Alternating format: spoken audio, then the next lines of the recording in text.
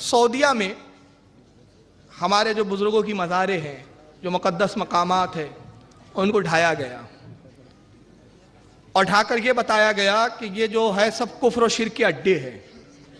ہمارا اگر بس چلے تو ہم تو ہندوستان کی بھی قبروں کو ڈھا ڈالے، کیونکہ رسول اللہ کا یہی پیغام ہے کہ قبروں کو ڈھا دو. پہلے میں وہ جھلکیاں دکھاؤں کہ وہ مقدس مقام جو ہمارے لیے بڑے قابل تعظیم ہے، اس کے ساتھ انہوں نے کیا سلوک کیا. اور یہ عجیب بد دماغ بدو قوم ہے یہ عرب کے نجدی. دنیا کی جتنی ممالک ہے دنیا میں، ہر ملک میں ایک ڈپارٹمنٹ ہوتا ہے، آپ نے سنا ہوگا آرکولوجیکل ڈپارٹمنٹ، سنا ہے نا آپ نے، آثار قدیمہ. اس ڈپارٹمنٹ کا کام کیا ہوتا ہے؟ گورنمنٹ کا ایک ڈپارٹمنٹ، ایک شعبہ ہے. یہ اپنی تاریخ کو کھوجتا ہے، اپنے بزرگوں کی تاریخوں کو تلاش کرتے ہیں، کھوج کے لاتے ہیں. دنیا میں ہر ملک نے ایک ڈپارٹمنٹ بنایا، آرکولوجیکل کا ڈپارٹمنٹ، تاکہ تاریخ کو تلاش کیا جائے. مگر یہ دنیا کے پہلے بدبخت ہیں جو اپنی تاریخ کو اپنے ہاتھ سے مٹا رہے ہیں. یہ دنیا کے پہلے بد دماغ ہیں. آئیے انہوں نے کن کن چیزوں کے ساتھ کیا سلوک کیا ذرا دیکھیں. یہ رسول اللہ صلی اللہ علیہ وسلم کی، شکیل بھائی بڑا کر کے دکھائیے، یہ نبی پاک صلی اللہ علیہ وسلم کی ولادت کی جگہ ہے، جہاں سرکار صلی اللہ علیہ وسلم کی تشریف آوری ہوئی تھی. اہل سنت یہاں جاتے تھے، میلاد النبی میں سلام پڑھتے تھے. شاہ عبدالحق محدث دہلوی کی کتاب میں اس کا بہت تفصیل سے ذکر ملے گا، جذب القلوب کے اندر. وہ فرماتے کہ اہل عرب کا دستور ہے کہ میلاد النبی کی رات پہ رسول اللہ کے جائے پیدائش پر جا کے رات بھر میلاد پڑھتے ہیں. یہ بزرگوں سے ثابت تھا. ان بدبختوں نے وہاں ایک لائبریری بنا دی اور وہاں پابندی لگا دی، میلاد النبی کے وقت یہاں تالا لگا دیا جاتا ہے. دو بدبخت پولیس والے کھڑے ہو جاتے ہیں، دو چار چلو بھاگو یہاں، شرک شرک شرک. ہاں جی، یہ سب نہیں. یہ رسول اللہ کی ولادت کی جگہ ہے، وہاں انہوں نے ایک مکتب قائم کر دیا. آگے آئیں، یہ حضرت آمنہ رضی اللہ تعالیٰ عنہ کا مکان ہے جہاں سرکار کا بچپنا گزرا ہے. یہ پورا ڈھا کر کھنڈر بنا دیا گیا. ترکی حکومت تک اس کی حفاظت کی جاتی رہی، مگر ان بدبختوں نے اس کو ڈھا کے ختم کر دیا. اس کے بعد آئیے، یہ حضرت ابو ایوب انصاری رضی اللہ تعالیٰ عنہ کا مکان ہے جہاں ہجرت کے بعد سرکار سب سے پہلے تشریف لائے تھے. یہ 2 منزلہ مکان جو طب اول حمیری نے بنایا تھا، اور حضرت ابو ایوب انصاری طب اول حمیری کے زمانے کے جو بہت بڑے عالم تھے، ان کی نسل سے تھے. نسل در نسل وہ ان کی وراثت میں آیا. اللہ کے نبی ہجرت کے بعد یہاں تشریف لائے، یہاں قیام رہا رسول اللہ کا. یہ مکان متبرک تھا، زائرین زیارت کی غرض سے جاتے تھے، ڈھا کے کھنڈر میں تبدیل کر دیا گیا ہے. یہ حضرت امام زین العابدین رضی اللہ تعالیٰ عنہ کا مکان ہے. یہ امام زین العابدین کے مکان کو بھی بالکل نصف و نابود کر دیا گیا ہے. یہ جنت البقیع ہے. 1925 تک جنت البقیع کی یہ کیفیت تھی. جو ایک بڑا قبہ، آپ کو پورا فل میں دکھائیے، مجھے مت دکھائیے، مجمع کو بھی ہٹا دیجیے آپ شکیل بھائی، اب یہ کام کی چیزیں. یہ جو بڑا قبہ آپ کو رائٹ ہینڈ میں نظر آ رہا ہے، یہ قبۃ اہل البیت کہلاتا تھا. یہ اس میں جناب فاطمہ زہرا رضی اللہ تعالیٰ عنہ، حضرت عباس، امام جعفر صادق، امام حسن وغیرہ کی مزاریں تھی. یہ جنت البقیع پرانے اس کی تصویریں اس شکل میں تھا، اور اس کے بعد ان نجدی حکومت نے ڈھایا اور ڈھا کے اس کو آج اس کیفیت میں کر دیا ہے. یہ جنت البقیع موجودہ صورتحال یہ ہے جنت البقیع کی. یہ جنت المعلا ہے جہاں پہ سرکار کی پہلی زوجہ مطہرہ ام المومنین حضرت خدیجۃ الکبریٰ کی مزار ہے، اور رسول اللہ کے خاندان کے کئی افراد ہیں اور کئی صحابہ کرام یہاں دفن ہیں. یہ جنت المعلا کا قبرستان پہلے اس شکل میں تھا، نجدی حکومت نے اس کو ڈھایا اور ڈھا کے اب اس حالت پہ ہے یہ. اور ایک بات اور عرض کرنا چاہوں، آپ کو بتاؤں، بڑی تکلیف دہ بات ہے کہ اس جنت المعلا کے بیچ سے ایک سڑک گزاری گئی. جب سڑک گزار رہے تھے تو حضرت خواجہ عثمان ہارونی کا مزار درمیان میں آیا. تو ہماری ہندوستان کی حکومت غیر مسلم ہونے کے بعد بھی اتنا تو احترام کرتی ہے کہ اگر کوئی درگاہ آ جائے تو سڑک کو ترچھا کر دیا جاتا ہے، پلان چینج کر دیا جاتا ہے. مگر ان بدبختوں نے خواجہ عثمان ہارونی کی مزار پہ سے سڑک گزار دی. یہ حضرت آمنہ رضی اللہ تعالیٰ سرکار کی والدہ محترمہ کی مزار ہے، جس کو ڈھا کر انہوں نے نصف و نابود کر دیا اور یہاں کچروں کے انبار ڈالنے شروع کر دیے. اور اس کے تعلق سے آج سے تقریباً 10 سال پہلے پاکستان کے ایمبیسی کے 2 یا 3 لوگ گئے تھے. میرے پاس اس کی پوری وہ ہے باقاعدہ پروف. جب وہ وہاں فاتحہ پڑھ رہے تھے تو وہاں کے نجدی پولیس والوں نے ان کو پکڑ لیا. ان کو معلوم نہیں تھا یہ پاکستان ایمبیسی کے ہے. پکڑنے کے بعد ان کو لے آ کے وہ قاضی کے سامنے پیش کر دیا کہ یہ قبر پہ شرک و بدعت کر رہے تھے. اتفاق سے ان کو عربی آتی تھی، انہوں نے عربی میں گفتگو کی تو قاضی نے کہا کہ یہ ایک کافرہ کی مزار ہے معاذ اللہ، اور وہاں پہ جانا جو ہے وہ کفر و شرک ہے۔ انہوں نے کہا پاکستان ایمبیسی کے ہماری بات کروائی جائے پاکستان ایمبیسی سے۔ انہوں نے پہلے یقین نہیں کیا، 2 دن ان کو جیل میں لاک اپ میں رکھا۔ اس کے بعد قاضی سے بہت بحث ہوئی ان کی، جب انہوں نے فون کرایا معلوم ہوا واقعی پاکستان سے ان کا تعلق ہے، تو کہا کہ اب یہاں سے چپ چاپ سیدھا چلے جاؤ ورنہ ہم تم کو غائب کر دیں گے، پھر دیکھ لیں گے جو ہونا ہے ہوگا۔ وہ جب آئے تو انہوں نے ہندوستان، پاکستان، بنگلہ دیش جہاں جہاں اہل سنت ہے بڑے بڑے اداروں میں باقاعدہ اس کی رپورٹنگ بھیجی۔ اس وقت ناگپور میں دارالعلوم امجدیہ میں بھی وہ ایک پورا ان کا خط آیا تھا۔ اس وقت میں امجدیہ کے اندر ممبر تھا، اور عمدۃ المحققین حضرت مفتی غلام محمد صاحب قبلہ علیہ رحمہ اس وقت وہاں کے معتمم تھے۔ تو وہ حضرت سے کافی مجھے ملی، اور اس میں پوری رودات چھپی تھی، اور انہوں نے تمام اہل سنت کے بڑے بڑے اداروں میں وہ لیٹر لکھ کے کہا تھا کہ رسول اللہ کی والدہ کہ ایمان کے بارے میں ہماری کتابوں میں کیا ہے وہ آپ تحریر کر کے بھیجئے، وہ سارے فتاوے ہم امریکہ میں وہاں سعودیہ میں بھیجیں گے۔ تو حضرت آمنہ کو معاذ اللہ یہ کافرہ کہتے ہیں معاذ اللہ۔ اور تذکرۃ الرشید کے فتاوی رشیدیہ میں رشید احمد گنگوہی سے کسی نے پوچھا کہ رسول اللہ کے والدین مومن ہیں یا کافر، تو رشید احمد گنگوہی جواب دیتے ہیں کہ رسول اللہ کے والدین کافر ہیں، اور اسی کتاب میں لکھا یزید مومن ہے۔ میں بشتی محلے میں اس پر پورا بیان کر چکا ہوں، اور میں نے وہاں ایک دلیل دی تھی، کیونکہ عشق کی بات ہے میں ریپیٹ کر دیتا ہوں کیونکہ مجمع بڑا وسیع ہے۔ میں نے کہا تھا کہ حضرت آمنہ رضی اللہ تعالیٰ عنہ کا مومن ہونا تو ایسا مسلم ہے۔ حضرت علامہ اسماعیل حقی رحمۃ اللہ تعالیٰ علیہ تفسیر روح البیان میں فرماتے ہیں کہ حضرت یونس علیہ السلام کو جس مچھلی نے نگلا تھا، 40 دن آپ اس مچھلی کے شکم میں رہے، 40 دن کے بعد اس مچھلی نے آپ کو اگلا، تو اللہ نے اس مچھلی سے خطاب کیا، فرمایا مچھلی تو میرے نبی کو، میرے ایک پیغمبر کو اپنے شکم میں لے کر گردش کرتے رہی، دریا میں گھومتی رہی، اس کی حفاظت کیا، بتا اس کا انعام کیا چاہتی ہے؟ مچھلی نے کہا رب کائنات میں یہ انعام چاہتی ہوں کہ تیرے محبوب کی جو نہر کوثر ہے جنت میں مجھے اس میں ڈال دے تاکہ میں جنتیوں کے ساتھ کھیلوں۔ اللہ نے ڈال دیا، جنت میں وہ مچھلی موجود ہے اور ہمیشہ رہیں گی، جنتی اس سے دل لبھائیں گے۔ علامہ اسماعیل حقی فرماتے ہیں عزیز غور تو کر، وہ مچھلی جس میں یونس 40 دن رہے وہ جنتی ہے جس شکم میں نبیوں کا سردار 9 ماہ رہا ہے۔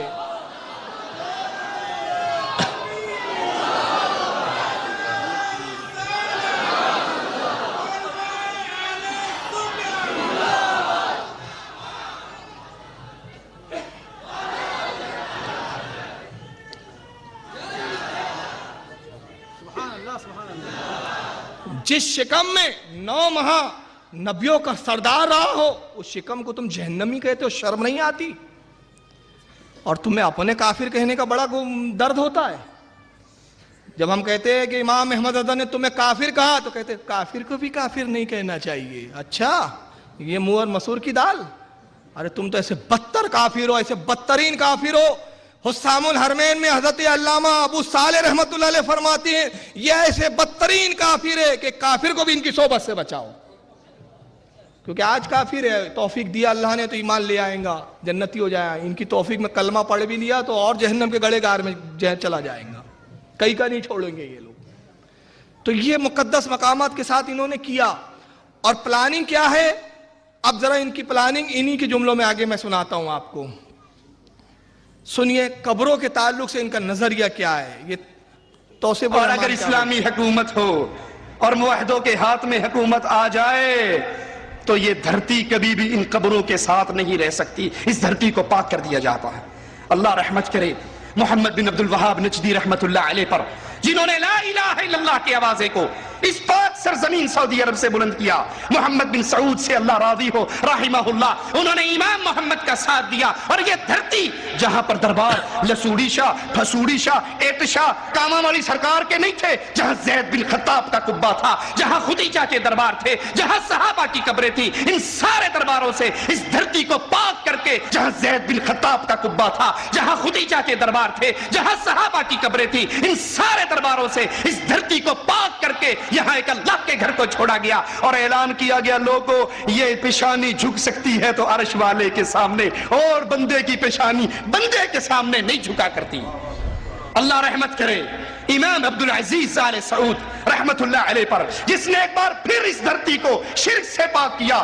اور رب کے گھر میں کھڑے ہو کر رب سے ڈر کر کہتا ہوں اللہ کی قسم کائنات کی سیر کر لو، اللہ کی قسم کائنات کی سیر کر لو، آپ کو امام عبدالعزیز رحمہ اللہ کی اس پاک سرزمین کے علاوہ کوئی دھرتی نظر نہیں آئے گی جہاں پر اللہ کے ساتھ کسی اور کو شریک نہ کیا جائے۔ یہ وہ دھرتی ہے جہاں پہ گردن چھکتی ہے تو اللہ کے سامنے آواز بلند ہوتی ہے تو اللہ کے نام کی، اللہ کے علاوہ کسی اور کی درگاہ نہیں ہے، اس دھرتی کو پاک کر دیا گیا۔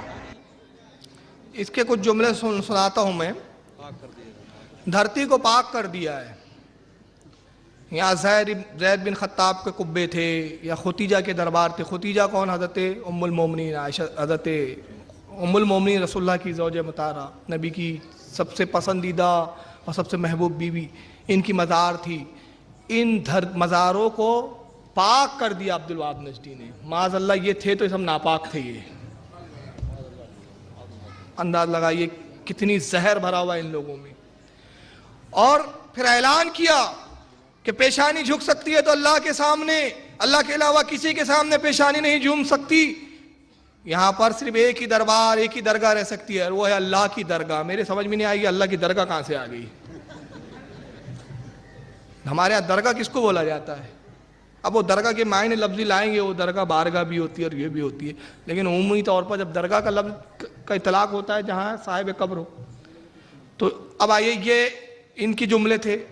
اب یہ دوسرے صاحب کو سنیے، معراج ربانی صاحب کو، کہ جہاں بھی کوئی مورتی نظر آئے اس کو ختم کر دو، ولا قبرا مشرفا الا سویتا، اور جہاں کہیں بھی اونچی پختہ قبر نظر آئے اسے پست کر دو۔ یہ نبیوں کا کام ہے، یہ صحابہ کا کام ہے۔ مسلمانوں اٹھو اور ان بنے ہوئے درگاہیوں کو اور ان بنے ہوئے قبروں کو، ان کو بم بلاسٹ کر دو، ان کو اڑا دو، اس دنیا سے نیست و نابود ہو جائیں، تاکہ صرف اللہ وحدہ لا شریک کی مسجدیں اس دنیا کے اوپر رہیں جو اللہ کا گھر ہیں۔ یہ شیطانوں کا گھر ہیں جہاں مندروں سے بھی بدتر ہیں۔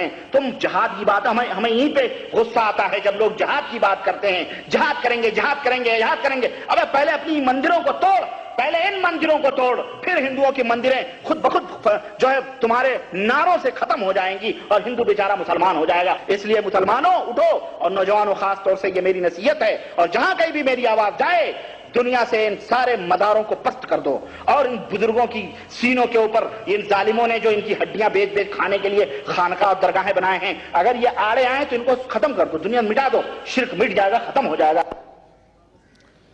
توصیف الرحمان معراج ربانی صاحب کہہ رہے کہ بم بلاسٹ کر دو، جہاں درگاہ ہے بم بلاسٹ۔ یہ سب جملے یاد رکھنا، پھر میں آگے کچھ بہت اہم چیزیں دکھاؤں گا۔ اب میں کہنا یہاں یہ چاہتا ہوں بڑی سنجیدگی کے ساتھ، توصیف الرحمان صاحب اور انہوں نے کہا کہ رسول اللہ نے حکم دیا، معراج ربانی نے کہا کہ سرکار نے حکم دیا کہ جہاں بھی جو پکی قبر دکھے اس کو ڈھا دو۔ میرا ایک سوال ہے چھوٹا سا، وہ قبریں کس کی تھی جس کے ڈھانے کا حکم دیا گیا؟ وہ قبریں صحابہ کرام کی تھی؟ اگر صحابہ کی تھی تو پھر وہ قبریں تو رسول اللہ کے زمانے میں ہی بنی ہوں گی، سرکار کی موجودگی میں بنی ہوں گی، تو پھر خلاف شرع کیسے بنی؟ تو اس کا مطلب یہ ہوا کہ وہ قبریں مشرکین کی تھی وہ، اور یہ میں نہیں کہتا، خود توصیف الرحمان بھی اس کا اقرار کر رہا ہے، ذرا سن لیجئے۔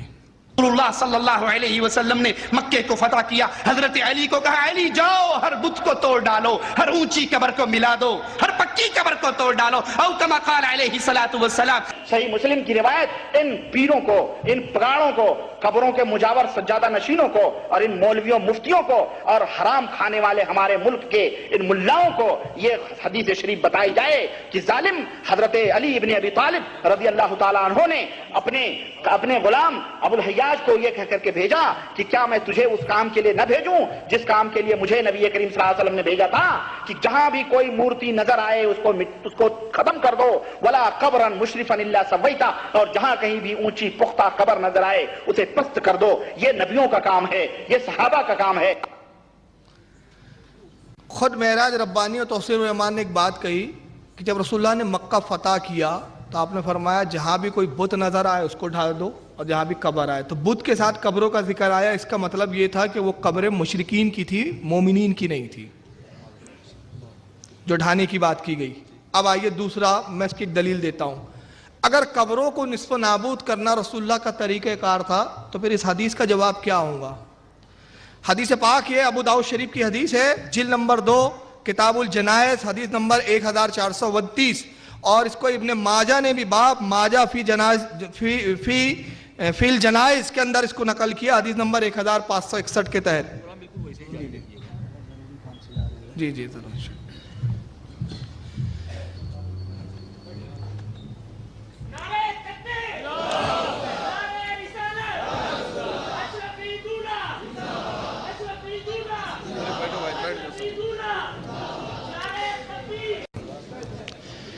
ابو داؤد شریف کی حدیث ہے کہ اللہ کے نبی صلی اللہ علیہ وسلم کے زمانے ظاہری میں مدینہ منورہ میں جو سب سے پہلے صحابی کا انتقال ہوا ان کا نام تھا حضرت عثمان بن مظعون رضی اللہ تعالیٰ عنہ۔ سرکار کو بڑی محبت تھی صحابی سے، حضرت عثمان سے۔ حضرت عثمان بن مظعون کو آپ نے، اللہ کے نبی نے اپنے دست مبارک سے قبر مبارک میں رکھا، پھر اس کے بعد سرکار نے مٹی ڈالی، اور جب قبر تیار ہو گئی تو صحابہ کرام کہتے ہیں کہ اللہ کے نبی نے فرمایا کہ ایک بڑا پتھر لاؤ تاکہ میں اپنے بھائی کی قبر کی نشانی بنا دوں۔ یہ بطور محبت بھائی فرمایا، محبت کے تقاضے کے اعتبار۔ صحابہ کہتے ہیں کہ ہم ایک بڑا پتھر اٹھانا چاہتے تھے مگر کئی صحابی مل کر اس پتھر کو اٹھا نہ سکے۔ کیا کہہ رہے ہیں؟ ابو داؤد شریف کی حدیث ہے، سنن ابو داؤد کی، میں نے حدیث نمبر بتایا 1432۔ متن اس لیے نہیں پڑھ رہا ہوں کہ وقت مجھے تھوڑا سا بچانا ہے، کیونکہ اور بھی بہت ساری باتیں میری ہے ابھی بیان کرنے کی۔ تو راوی کہتے ہیں کہ بہت سارے صحابہ اکرام نے اس پتھر کو اٹھانا چاہا لیکن نہیں اٹھا سکے۔ عرض کہ یا رسول اللہ ایک بڑا پتھر ہمیں نظر آیا جو نشانی کے لیے بہتر ہے لیکن ہم اس کو اٹھا نہیں پا رہے۔ تو راوی کہتے ہیں اللہ کے نبی صلی اللہ علیہ وسلم تشریف لے گئے، آپ نے اپنے جھبے کی آستین کو چڑھایا اور تنہا اس پتھر کو اٹھا لیا۔ جس کو بارے دو عالم کی پرواہ نہیں، ایسے بازوؤں کی قوت پہ لاکھوں سلام۔ اس پتھر کو اٹھایا اور جناب عثمان ابن مظعون کی قبر پر رکھ دیا، فرمایا یہ نشانی ہے کہ عثمان ابن مظعون کی قبر کی، تاکہ قبر کے نشان مٹے نہیں، اور اب میرے اہل بیت میں، میرے گھر والوں میں جس کا بھی انتقال ہوگا میں انہی کے باجو ان کو دفن کروں گا۔ یہ حدیث کیا بتا رہی ہے؟ کہ قبر کے نشانوں کو برقرار رکھنا، قبر کو بنانا، یہ رسول اللہ کی سنت ہے۔ اور آئیے آگے، یہ ہے بخاری شریف، بخاری کی جلد 1، باب ما جاء فی قبر النبی صلی اللہ علیہ وسلم و ابی بکر و عمر رضی اللہ تعالیٰ عنہما۔ امام بخاری ایک باب قائم کرتے ہیں، کہتے ہیں کہ اس بات کا بیان کہ نبی پاک صلی اللہ علیہ وسلم کی قبر، ابو بکر اور حضرت عمر کی قبر کے بارے میں۔ حدیث نمبر 1301، کتاب الجنائز، امام بخاری حدیث لکھتے ہیں، یہ دیکھیے میں اس کو دکھا بھی دیتا ہوں آپ کو۔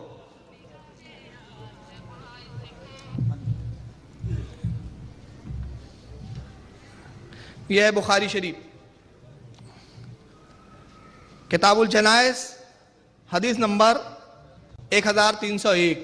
حدثنا محمد قال اخبرنا عبداللہ قال اخبرنا ابو بکر بن عیاش عن سفیان التمار انہو حدثہ۔ حدیث بیان کی محمد نے، وہ کہتے ہیں ہمیں خبر دی عبداللہ نے، وہ کہتے ہیں ہمیں خبر دی ابو بکر ابن عیاش نے، وہ کہتے ہیں روایت کی حضرت سفیان تمار نے، تمار کے معنی ہوتے کھجور بیچنے والے، وہ کھجور بیچتے تھے، یعنی سفیان جو کھجور بیچنے والے انہوں نے یہ روایت بیان کی، انہو حدثہ، اور وہ یہ حدیث بیان کرتے تھے کہ انہوں نے کہا انہو رعا قبر النبی صلی اللہ علیہ وسلم مسنما۔ وہ کہتے ہیں میں نے اللہ کے نبی کی قبر کو دیکھا تو میں نے دیکھا کہ سرکار کی قبر ایسی تھی جیسے اونٹ کا کوہان ہوتا ہے۔ اونٹ کا کوہان، اونٹ کی پیٹھ، اونٹ کی پیٹھ کیسی ہوتی ہے؟ کائی کی حدیث ہے یہ؟ بخاری کی۔ تو اس کا مطلب یہ ہوا کہ اصحاب رسول نے خود نبی پاک کی جو قبر مبارک بنائی تھی وہ اسی طریقے سے بنائی تھی جس طریقے سے آج ہم بناتے ہیں۔ تو قبروں کو برقرار رکھنا، قبروں کو زیب و آسائش دینا، کوہان نما بنانا، اور یہ تبھی بنے گی کہ جب وہ تھوڑی اونچی ہو، یہ صحابہ اکرام کی بھی سنت ہے۔ آئیے اسی طرح بلوغ المرام، جو حضرت علامہ ابو الفضل شہاب الدین احمد ابن حجر عسقلانی رحمۃ اللہ علیہ کی حدیث کی کتاب ہے، وہ امام بہقی کے حوالے سے لکھتے ہیں، حضرت ابن حجر کہتے ہیں وَلِلْبَحَقِ عن جابر رضی اللہ تعالیٰ عنہ، امام بہقی نے روایت کیا حضرت جابر سے قال وہ کہتے ہیں وَرُفِعَ قَبْرَهُ عَنِ الْأَرْضِ قَدْ شِبْرٍ، وہ کہتے ہیں کہ تحقیق نبی پاک صلی اللہ علیہ وسلم کی قبر مبارک 1 بالش اونچی تھی۔ کتنی اونچی تھی؟ 1 بالش، یعنی قبر سرکار کی اونچی تھی۔ اور انہوں نے کیا کیا؟ جنت البقیع میں قبر کو ڈھایا اور بلڈوزر چلا دیا، اور جواب میں کیا کہا کہ رسول اللہ نے فرمایا کہ قبر کو جو بھی ملے اس کو ڈھا دو، نصف و نابود کر دو۔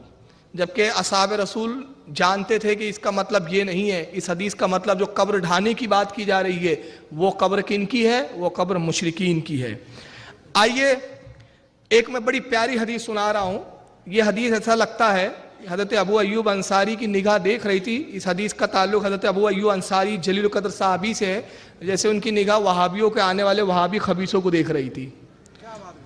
یہ اتنی پیاری حدیث ہے، جب میں پڑھا تو میری آنکھوں میں اس وقت آنسو آ گئے تھے کہ کیا محبت تھی صحابہ کرام کی۔ اس کو لکھا ہے امام حاکم نے المستدرک کے اندر۔ یہ حاکم المستدرک ہے آپ کے سامنے، اس کی جلد نمبر 4 ہے، صفحہ 686، حدیث نمبر 8636۔ پوری سند بیان کی انہوں نے، حضرت امام حاکم نے حدثنا ابو العباس محمد بن یعقوب ثنا العباس بن محمد بن حاتم، یہ پوری سند وہ پہنچاتے ہیں حضرت داؤد بن ابی صالح تک۔ اب میں وہاں سے پڑھتا ہوں جو داؤد بن ابی صالح جو اس کے راوی ہے، کہتے ہیں ان داؤد بن ابی صالح رضی اللہ تعالیٰ عنہ، داؤد بن ابی صالح کہتے ہیں قال، وہ کہتے ہیں اقبلا مروان یومن فوجدا رجولا ودیا وجہو علی القبر رسول اللہ صلی اللہ علیہ وسلم۔ وہ کہتے ہیں ایک مرتبہ مروان مدینے کا حاکم تھا اور انتہائی بدترین انسان تھا۔ عثمان غنی کی شہادت اس مروان کی بدبخت کی وجہ سے ہوئی۔